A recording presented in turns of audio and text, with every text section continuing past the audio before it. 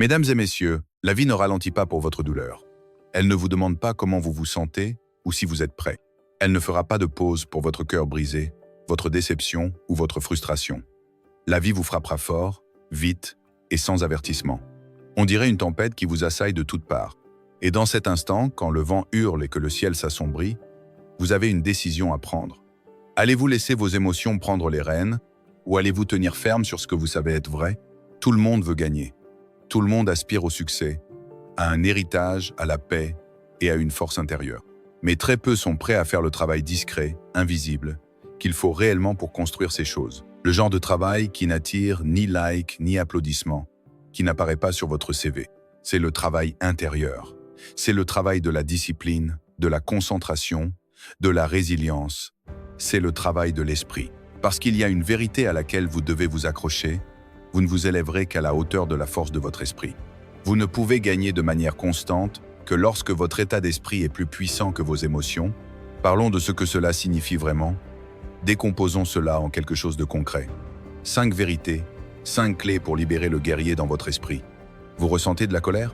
C'est normal, c'est humain. Mais si vous laissez cette colère guider vos décisions, si vous abandonnez dans la chaleur de cette émotion, vous ne perdez pas seulement l'instant. Vous risquez de perdre votre avenir. Je l'ai vu trop souvent. Des gens qui jettent des années de travail acharné, des relations, des opportunités, des progrès, tout ça pour un sentiment de 5 minutes. Une seule conversation, un regard, une phrase. Avez-vous déjà vu quelqu'un sortir d'une réunion en furie, claquer une porte, envoyer un message qu'il ne peut pas retirer? Tout ça pourquoi? Un ego blessé, un mot qui a frappé trop fort, un sentiment qu'il n'a pas pris le temps d'examiner. C'est ce qui arrive quand l'émotion prend le volant, quand vous donnez les clés de votre vie à une tempête qui n'était pas censée conduire. Mais la vraie tragédie, ce n'est pas que le sentiment soit apparu, c'est que l'esprit n'est pas intervenu. Si ce message vous inspire, prenez un moment pour aimer la vidéo et partagez vos réflexions dans les commentaires. Vos émotions sont des penseurs à court terme. Elles veulent du confort, une libération, un soulagement. Elles essaient de vous protéger dans l'instant. Mais votre esprit, lui, est un stratège à long terme. Il connaît votre vision. Il se souvient de vos objectifs, de vos valeurs, de votre famille, de votre mission. Et c'est là la différence entre réaction et réponse. La réaction, c'est ce que fait l'émotion. La réponse, c'est ce que fait la discipline. Et cette différence peut façonner toute la trajectoire de votre vie. Laissez-moi vous parler d'une femme que j'ai rencontrée, Nadia, une jeune femme de Chicago, brillante, ambitieuse, le genre de personne qui fait toujours un effort supplémentaire sans qu'on le lui demande. Elle a gravi les échelons, d'interne à ingénieur en chef, toujours la première à arriver, la dernière à partir, toujours là pour les autres. Puis la liste des promotions est sortie. Son nom n'y figurait pas même une mention. À cet instant, son cœur s'est effondré. Elle s'est sentie invisible, comme si tous ses sacrifices, toutes ses heures supplémentaires n'avaient rien valu. Elle m'a raconté qu'elle est restée assise dans sa voiture et a pleuré. Pas juste quelques larmes, pas juste quelques minutes, mais pendant 2 heures entières. Elle était humiliée, confuse, en colère. Ses mains tremblaient, et la première pensée qui lui est venue était « J'en ai fini, j'ai tout donné, et ils ne m'ont même pas vu ». À ce moment-là, elle se tenait à un carrefour. Elle aurait pu laisser cette émotion dicter son prochain mouvement, elle aurait pu laisser son cœur brisé rédiger sa lettre de démission. Mais elle ne l'a pas fait. Elle s'est permis de ressentir pleinement la douleur. Elle l'a honorée, mais elle ne l'a pas laissé prendre les commandes. Ce même soir, au lieu de quitter, elle a ouvert son ordinateur portable et a commencé à chercher des formations en leadership. Elle a réfléchi aux compétences qu'elle pouvait encore développer, aux angles morts qu'elle n'avait pas vus. Moins d'une semaine plus tard, elle a investi dans un cours de développement exécutif avec son propre argent, sans garantie, juste une décision de reprendre le contrôle. 6 mois plus tard, elle a dirigé l'un des plus grands lancements de l'entreprise. 1 an après, elle est devenue vice-présidente. Même entreprise, même bâtiment, juste un état d'esprit différent. C'est ce qui sépare l'émotionnel de l'intentionnel, le réactif du résilient. Et si vous voulez atteindre votre prochain niveau, c'est ce genre de force qu'il vous faudra construire. Pas celle dont on se vante, celle qui se manifeste quand la tempête arrive, celle qui garde vos mains stables quand le monde essaie de vous secouer. Parce que vous ressentirez des choses profondément, mais vous n'avez pas à baser votre vie sur ce que vous ressentez à un moment donné. Vous pouvez la guider en fonction de ce que vous savez être vrai. C'est comme ça qu'on gagne. C'est comme ça qu'on grandit. C'est comme ça qu'on construit un héritage qu'aucune émotion ne peut détruire. La seule différence, c'est que cette fois, son esprit était aux commandes. C'est ce qui a tout changé. Les gens se trompent et commencent à croire que la force, c'est ne rien ressentir, que le pouvoir vient de l'insensibilité. Mais ce n'est pas vrai. La vraie force, c'est quand vous ressentez tout, le cœur brisé, la colère, la confusion, et que vous choisissez quand même la sagesse. Vous choisissez quand même la direction. Vous choisissez quand même la mission. Parce que la mission ne s'arrête pas juste parce que vos émotions s'enflamment. La vie ne cesse pas d'avancer pour que vous puissiez traiter votre douleur. Les opportunités ne se figent pas pendant que vous vous ressaisissez. Les portes s'ouvrent et se ferment pendant que vous restez dans vos émotions. Je ne vous dis pas de ne pas ressentir. Les sentiments font partie de l'humain. Mais ne laissez pas ces sentiments prendre le siège du conducteur. Ne laissez pas une émotion passagère prendre le contrôle d'une décision permanente. J'ai vu un jeune homme, un lycéen, incroyablement doué, avec une bourse complète qui l'attendait dans l'une des meilleures universités du pays. Tout était prêt pour lui. Une dispute avec son entraîneur, un moment d'orgueil, et il a quitté l'équipe. Pas parce qu'il manquait de talent, pas parce qu'il n'était pas destiné à la grandeur, mais parce qu'à cet instant, son orgueil parlait plus fort que sa mission. Des années plus tard, je lui ai demandé s'il regrettait cette décision. Il n'a rien dit, il a juste baissé les yeux. Ce silence était plus fort que n'importe quelle réponse. Les décisions prises dans des tempêtes émotionnelles sont presque toujours des erreurs. C'est comme essayer de construire une maison pendant que le sol tremble. Vous ne pouvez pas. Vous attendez. Vous laissez le tremblement passer. Laissez les fondations se stabiliser. Et ensuite, vous construisez. La vie fonctionne de la même manière. Si vous essayez de prendre des décisions pendant que vos émotions sont instables, vous obtiendrez quelque chose de fragile, quelque chose qui ne durera pas. Vous devez laisser le sol de votre esprit se stabiliser avant de choisir votre prochain mouvement. Et cela n'a rien à voir avec être froid. Cela a tout à voir avec être clair, avec savoir qu'un acte impulsif peut vous coûter plus que vous n'êtes prêt à perdre. Pensez au message que vous envoyez dans la colère, au travail que vous quittez par orgueil, à la personne que vous coupez dans une tempête de peur, à la relation que vous détruisez parce que vos sentiments ont pris feu. Et quand la fumée se dissipe, quand l'adrénaline s'estompe, vous restez là, à contempler les cendres, souhaitant pouvoir défaire ce qui est déjà fait. C'est le prix d'agir sous l'émotion. Alors, la prochaine fois que cette vague vous frappe, faites une pause. Respirez. Pensez.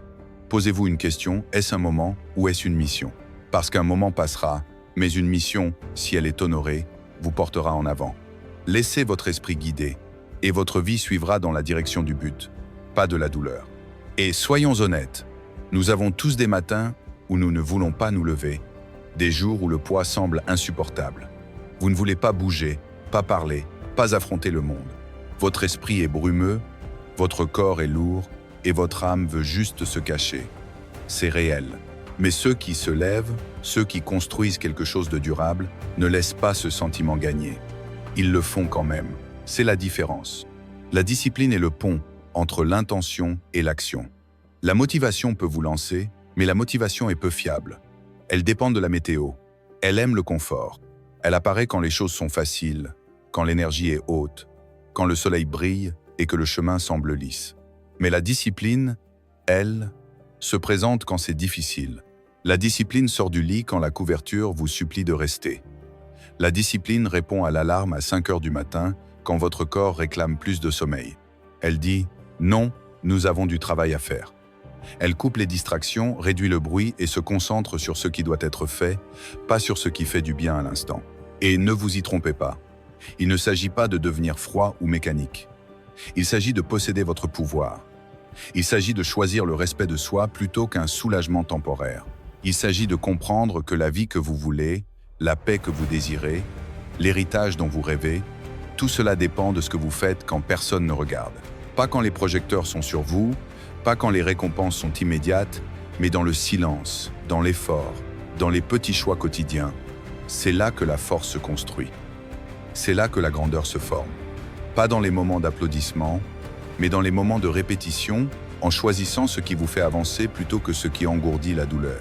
Pensez-vous que Serena Williams se réveillait tous les jours excitée à l'idée de s'entraîner jusqu'à ce que son corps souffre? Pensez-vous qu'elle attendait avec impatience les exercices, la douleur, la pression? Non. Elle a choisi de respecter le processus plus qu'elle ne respectait ses émotions. C'est ce qui a fait d'elle une championne. Elle n'a pas gagné parce qu'elle en avait envie tous les jours. Elle a gagné parce qu'elle a rendu ses habitudes plus fortes que ses humeurs, parce qu'elle a honoré la mission même quand sa motivation disparaissait. C'est la différence entre les gens qui parlent de gagner et ceux qui gagnent vraiment. Un groupe attend de se sentir bien, l'autre se présente et fait ce qui est juste, peu importe quoi. J'ai connu un jeune homme, brillant comme le matin, plein d'idées et de feu. Il m'a dit qu'il voulait être écrivain, qu'il avait des histoires en lui qui pourraient changer le monde, toucher des cœurs, être même changer la direction entière de la vie de quelqu'un. Je l'ai regardé dans les yeux et j'ai dit « Alors, écris ». Il a fait une pause et a répondu « J'attends l'inspiration ». Je lui ai dit franchement « Tu vas attendre longtemps. L'inspiration est peu fiable. Elle peut venir une fois par semaine, peut être une fois par mois. Mais la discipline est devant ta porte tous les matins à 6 heures, frappant, prête à partir. Et si tu commences à ouvrir cette porte, si tu accueilles la discipline dans ta vie, tu remarqueras que l'inspiration commence à se montrer beaucoup plus souvent. C'est une vérité que les gens ne veulent pas entendre, parce que nous avons construit un monde qui vénère la facilité. Nous courons après ce qui fait du bien. On nous apprend à suivre nos sentiments, à ne bouger que quand ça semble juste. Mais laissez-moi vous dire, les sentiments mentent. La discipline, elle, ne ment pas. Les émotions vous feront croire que vous êtes coincé alors qu'il suffit de faire un pas de plus. Les émotions essaieront de vous convaincre d'abandonner à mi-chemin, même si le sommet est juste au coin. La discipline murmure « Continue d'avancer, nous n'avons pas fini ». Et voici la chose à propos de la discipline. Ce n'est pas un don rare réservé à quelques-uns. Ce n'est pas quelque chose avec quoi vous naissez. C'est quelque chose que vous construisez comme un muscle. Vous ne commencez pas par soulever une montagne. Vous commencez par faire une chose difficile aujourd'hui, puis une autre demain, puis encore une autre. Et avec le temps, ça devient une partie de vous. Pas quelque chose que vous performez, quelque chose que vous êtes. Vous n'êtes plus quelqu'un qui attend de se sentir prêt. Vous êtes quelqu'un qui se présente prêt. Parce que vous vous êtes préparé, vous vous êtes entraîné, vous avez gagné votre constance. Une femme m'a dit un jour « J'aimerais avoir votre discipline ». Je l'ai regardé dans les yeux et j'ai dit « Tu n'as pas besoin de la mienne. Tu dois arrêter de laisser tes émotions avoir le dernier mot. Parce qu'au fond, tu sais déjà ce qui doit être fait. Le problème, c'est que tes sentiments continuent de voter contre. Et chaque fois que tu laisses ces sentiments gagner, tu fais taire la partie la plus forte de toi, celle qui est née pour diriger, celle qui est faite pour s'élever, celle qui est conçue pour endurer.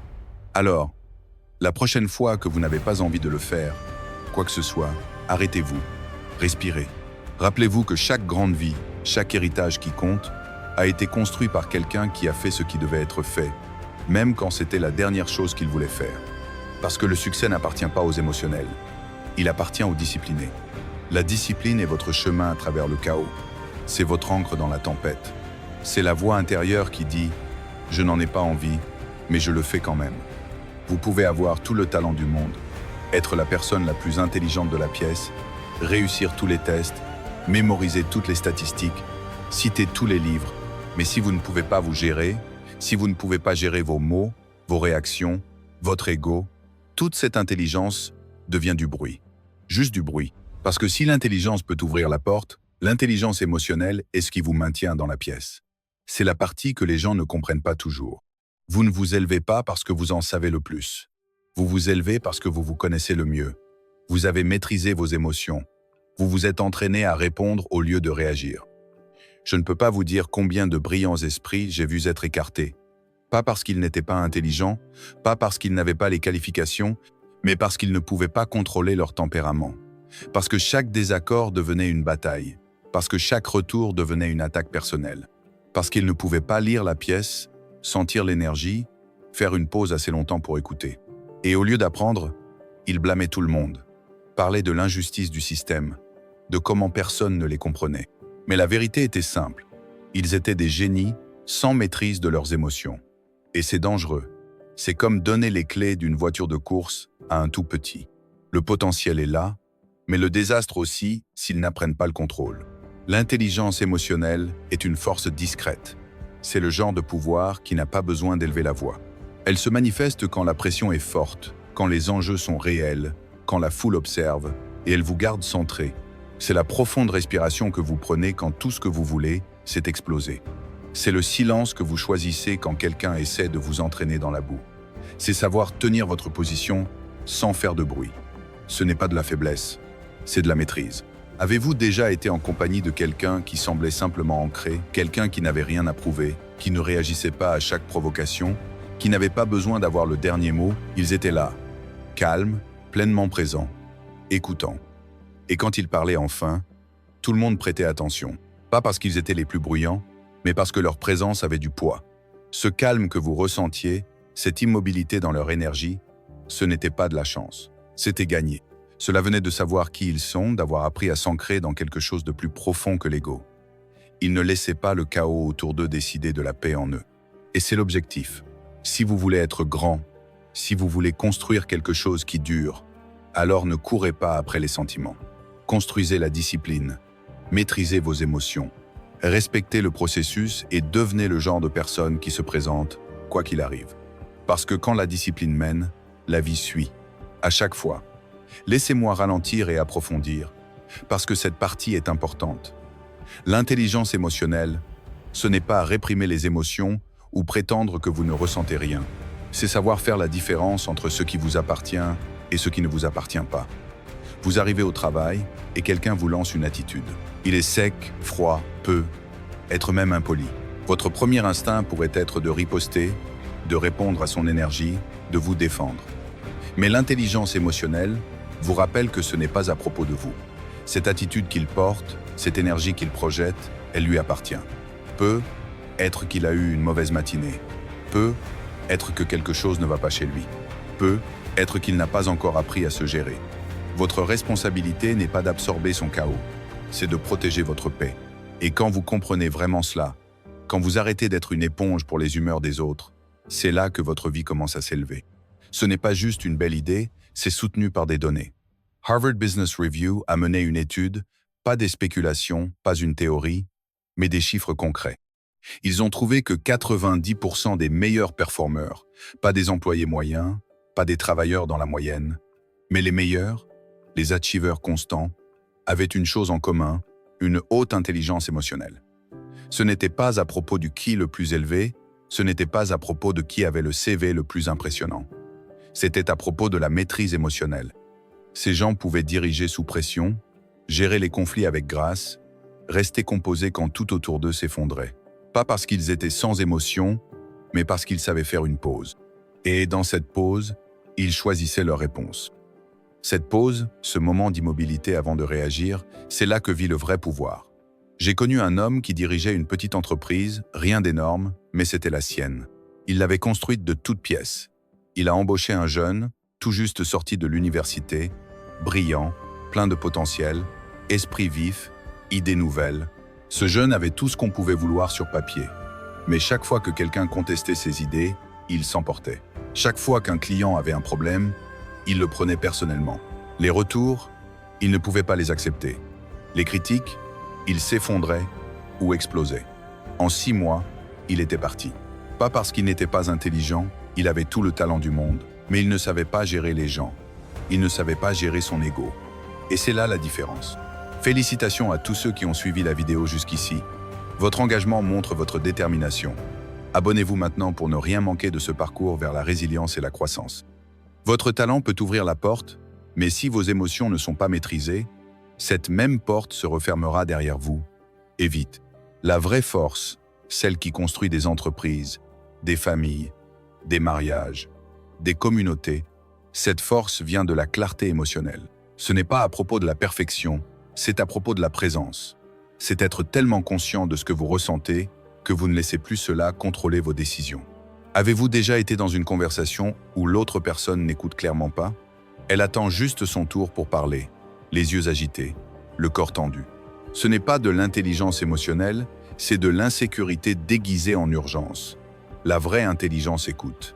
Elle apprend, elle s'adapte, elle n'a pas besoin de dominer la pièce pour être entendue. Vous n'avez pas besoin d'être la personne la plus bruyante dans la pièce. Arrêtez de courir après le volume. Commencez à courir après l'immobilité. Parce que la plupart du temps, quand les gens deviennent bruyants, ce n'est pas parce qu'ils sont confiants, c'est parce qu'ils cachent une peur. Quand ils deviennent défensifs, ce n'est pas parce qu'ils ont raison, c'est parce qu'ils cachent quelque chose à l'intérieur qu'ils n'ont pas réglé. Mais la personne qui peut rester calme quand elle est contestée, qui peut rester centrée quand elle est irrespectée, qui peut répondre avec grâce quand la pression monte, c'est quelqu'un qui a fait le travail. Et soyons clairs, le calme n'est pas de la faiblesse. Le calme, c'est le contrôle. Le calme, c'est quand vous avez du pouvoir, mais choisissez de ne pas l'agiter. C'est quand vous pouvez dire « Je sais exactement qui je suis et je n'ai pas besoin de le prouver à vous ». Ce genre de présence change une pièce. Ce genre d'énergie est inoubliable. Alors oui, soyez intelligent, maîtrisez votre métier, étudiez votre domaine. Mais si vous voulez vraiment vous élever, vous devez apprendre à vous maîtriser. Parce que la vraie intelligence ne commence pas avec les livres, elle commence avec la conscience de soi. Une fois que vous apprenez à vous diriger, tout le reste commence à se mettre en place. Et pour certains d'entre vous, je sais que ça va plus loin. Je peux le voir avant même que vous ne parliez. Certains d'entre vous ont traversé des flammes. Vous avez porté des poids que la plupart des gens ne comprendront jamais. Je le vois dans la manière dont vous portez vos épaules, dans la prudence de vos mots, dans la rapidité avec laquelle vos yeux se détournent quand quelqu'un s'approche trop près. Vous avez appris à survivre en silence. Vous avez appris à performer malgré la douleur. Et quelque part en chemin, vous avez commencé à croire que la douleur était votre identité, que la blessure, la trahison, le traumatisme, c'était vous maintenant. Mais écoutez-moi, et écoutez-moi bien. Votre douleur n'est pas votre nom. Ce n'est pas votre histoire. Et ce n'est certainement pas votre dernier chapitre. La douleur est réelle, elle est aiguë, elle est bruyante, elle reste plus longtemps qu'on ne le voudrait, mais elle ne définit pas qui vous êtes. C'est un signal. Elle vous indique où la guérison est nécessaire. Elle révèle ce qui compte pour vous. Elle aide à localiser vos limites, vos valeurs, vos blessures. Mais elle n'a pas le droit de définir qui vous êtes. C'est votre travail. C'est le travail de votre esprit. Chacun de nous a une histoire. Chacun de nous a été brisé quelque part. Certains d'entre vous ont été abandonnés, maltraités, réduits au silence, négligés, sous-estimés. Certains d'entre vous ont fait confiance à des gens qui étaient censés vous protéger, et ils ont trahi cette confiance de la pire manière. Et ce genre de douleur creuse profondément. Ça vous fait tout remettre en question. Ça vous convainc que le brisé est permanent, que ce qui vous est arrivé est qui vous êtes. C'est ce que font les émotions. Elles crient. C'est ta vérité maintenant. Cette honte, cette peur, ce vide, c'est qui tu seras toujours. Mais cette voix ment. Et plus vous la laissez parler sans la contester, plus elle commence à ressembler à la vérité. Plus vous la laissez résonner dans votre tête, plus vous commencez à construire votre vie autour de vos blessures au lieu de votre guérison. Et quand vous construisez à partir de la douleur, vous vivez en mode survie. Mais quand vous construisez à partir de la guérison, vous vous élevez dans la force. Alors aujourd'hui, décidez quelle voix vous allez écouter. Choisissez quel genre de vie vous allez construire. Vous ne devez pas votre douleur au reste de votre vie. Vous devez à votre avenir votre discipline. Vous devez à votre paix, votre clarté émotionnelle. Vous devez à votre mission la force de vous élever quand même. Laissez-moi vous raconter une histoire. Un homme était assis seul dans une cellule de prison, consumé par la colère, trempé de honte, endurci par l'amertume.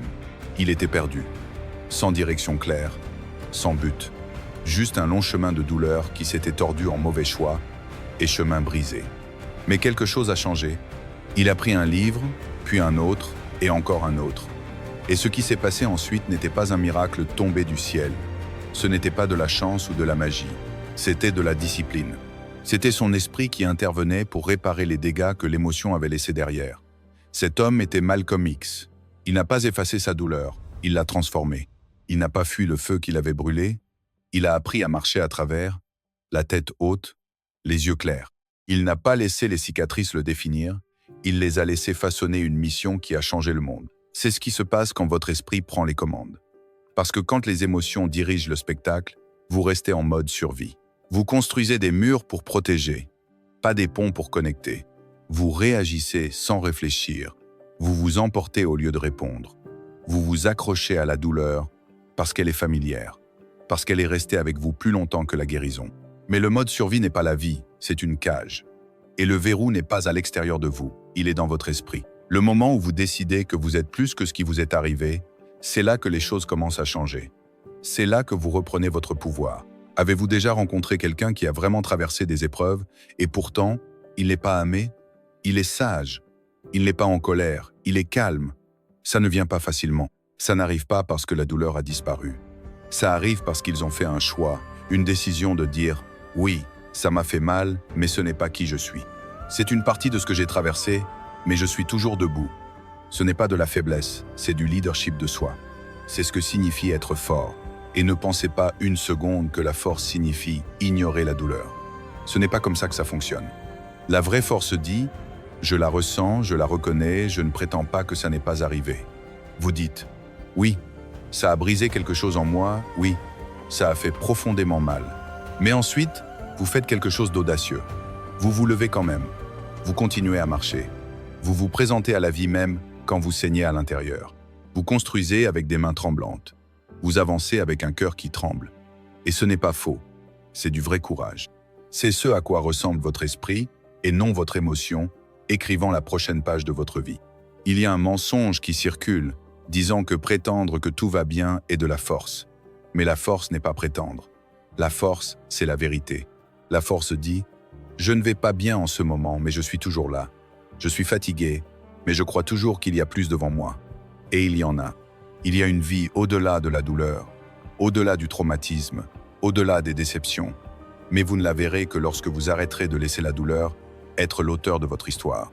Alors, la prochaine fois que la douleur parle et essaye de vous convaincre que vous n'êtes pas assez, que vous êtes brisé au-delà de la réparation, que vous êtes trop loin pour être guéri, arrêtez-vous. Respirez et laissez votre esprit prendre le relais. Laissez-le vous rappeler qui vous êtes devenu à travers chaque bataille.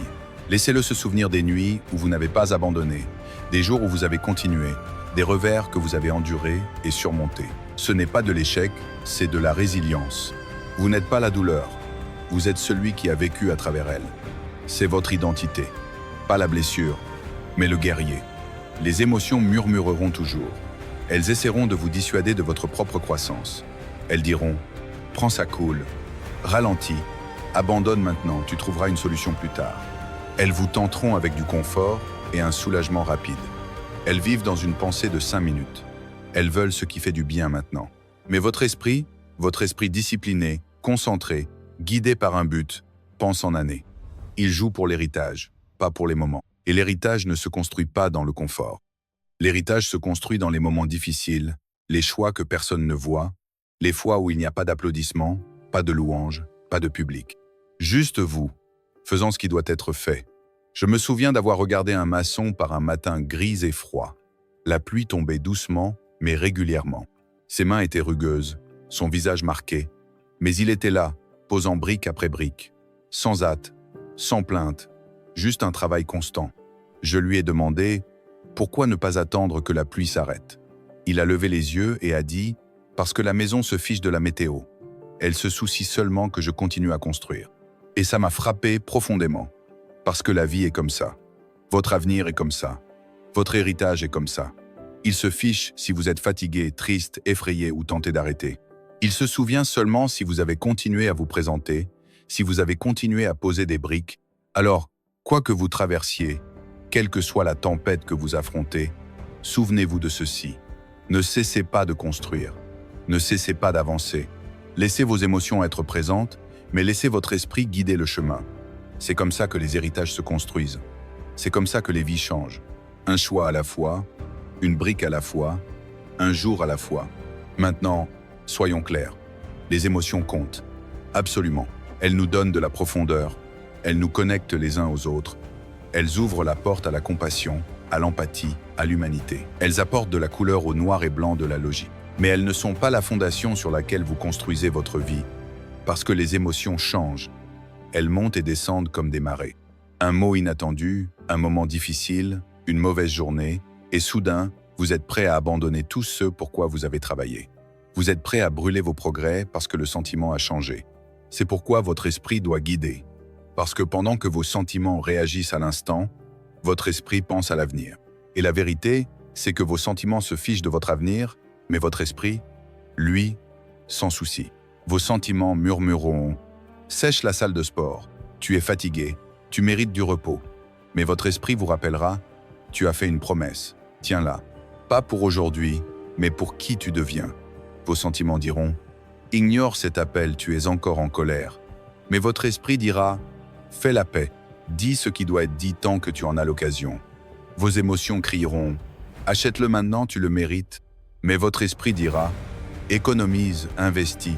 Construis quelque chose dont tes petits-enfants te remercieront. C'est la différence. L'émotion court après le confort, l'esprit construit l'héritage. L'émotion regarde aujourd'hui, l'esprit voit le long terme. Pensez aux personnes que vous admirez vraiment, pas les célébrités, je parle des vrais. La grand-mère qui a élevé 5 enfants seule et n'a jamais râlé. L'enseignant qui restait tard, donnait plus qu'il n'était payé et laissait une empreinte sur la vie des élèves pendant des décennies. Le père qui a grandi avec rien mais a refusé de transmettre cette pénurie à ses enfants, ce sont des gens qui n'ont pas laissé l'émotion s'asseoir en tête de table. Ils ont choisi la discipline quand il aurait été plus facile de disparaître. Ils ont choisi la patience quand l'orgueil aurait été plus satisfaisant. Ils ont retardé la gratification pour quelque chose de plus grand qu'eux-mêmes. C'est ce que l'héritage vous demande. Il demande du sacrifice, de l'incompréhension, de la résilience dans les moments où le confort essaie de voler votre concentration. L'héritage ne consiste pas à courir après un sentiment, il s'agit de courir après un avenir. Cet avenir pourrait être la liberté financière, briser une malédiction générationnelle, construire une entreprise qui change votre communauté, écrire un livre qui vous survit, élever des enfants qui connaissent la paix parce que vous avez traversé la guerre. Mais quoi que ce soit, ça commence par une décision. Laissez votre esprit guider quand vos émotions supplient de prendre le contrôle. Dr Maya Angelou a dit « Nous pouvons rencontrer de nombreuses défaites, mais nous ne devons pas être vaincus. » Ce n'est pas une citation pour le frigo. C'est une façon de penser. C'est l'état d'esprit de quelqu'un qui sait que les revers ne vous définissent pas à moins que vous ne cessiez de vous présenter. La lutte ne signifie pas que vous êtes faible. La défaite ne devient permanente que lorsque vous cessez de construire. Alors, quand ce moment viendra, et il viendra, quand la déception frappe fort, quand les résultats ne correspondent pas à l'effort, ne donnez pas le volant à l'émotion. Laissez votre esprit prendre le relais. Laissez-le dire. C'est une partie du processus. Nous continuons.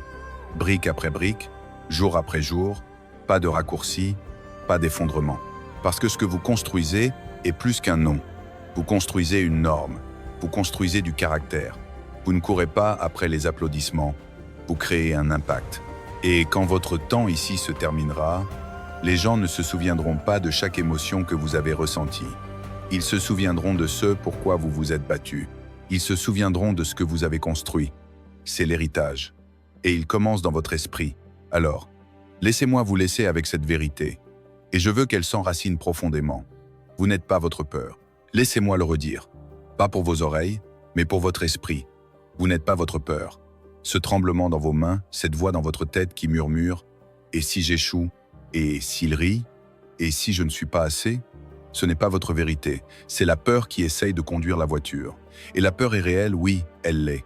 Mais elle n'est pas le conducteur à moins que vous ne lui donniez les clés, à moins que vous ne lui donniez le volant. Ne faites pas ça. Ne lui donnez pas ce genre de pouvoir. La peur se présentera toujours. Mais elle n'a de voix que si vous la laissez parler plus fort que votre mission. Vous n'êtes pas votre colère. Je sais que certains d'entre vous ont été poussés au-delà de vos limites. Je sais que la trahison, l'injustice, l'abandon, je sais que cette rage ne vient pas de nulle part. Elle a été gagnée par la douleur, alimentée par le silence. Et peut être que vous la portez comme une armure, juste sous la surface, prête à exploser. Mais ce n'est pas qui vous êtes. Vous n'êtes pas votre colère. Vous n'êtes pas défini par les blessures que les autres vous ont infligées. Vous n'êtes pas défini par l'injustice que vous avez endurée. Vous êtes défini par ce que vous choisissez de faire ensuite. Et ce choix appartient à votre esprit, pas à votre fureur. Vous n'êtes pas votre tristesse. Je sais que certains d'entre vous sourient en public, mais pleurent dans le noir. Je sais qu'il y a une douleur silencieuse dans votre poitrine, celle que personne ne voit, celle qui ne se montre pas dans les conversations, mais qui reste avec vous comme une ombre. Peut être que vous la portez depuis si longtemps que vous l'avez confondue avec votre identité. Mais écoutez bien, ce poids, cette douleur, ce n'est pas toute vous. C'est quelque chose que vous avez traversé, que vous avez survécu. Ce n'est pas toute l'histoire, et ce n'est pas votre nom. Vous êtes celui qui a continué. Vous êtes celui qui est toujours debout. Vous êtes celui qui a construit même quand il n'en avait pas envie, qui s'est présenté même quand son cœur était fatigué. C'est qui vous êtes. C'est votre force. Pas la tempête, mais le survivant. Pas l'émotion, mais l'esprit qui vous a gardé ancré. Alors, guidez avec cela. Vivez à partir de cela. Construisez à partir de cela. Parce qu'en fin de compte, votre héritage ne sera pas construit sur ce que vous ressentez. Il sera construit sur ce que vous faites. Vous êtes celui qui est assez fort pour le porter. Laissez cela s'installer un instant. Vous êtes celui qui est assez fort pour le porter. chaque poids, chaque blessure, chaque murmure de doute qui a essayé de vous dire le contraire. Vous respirez encore. Vous espérez encore. Vous tenez encore debout. Ce n'est pas de la faiblesse, c'est de la force. Une force silencieuse, stable, inébranlable. Vous n'êtes pas à la merci de ce que vous ressentez. Vous en êtes le maître. Et je sais, ce mot, maîtrise, peut sembler impossible, hors de portée. Mais la maîtrise ne signifie pas que vous ne tombez jamais.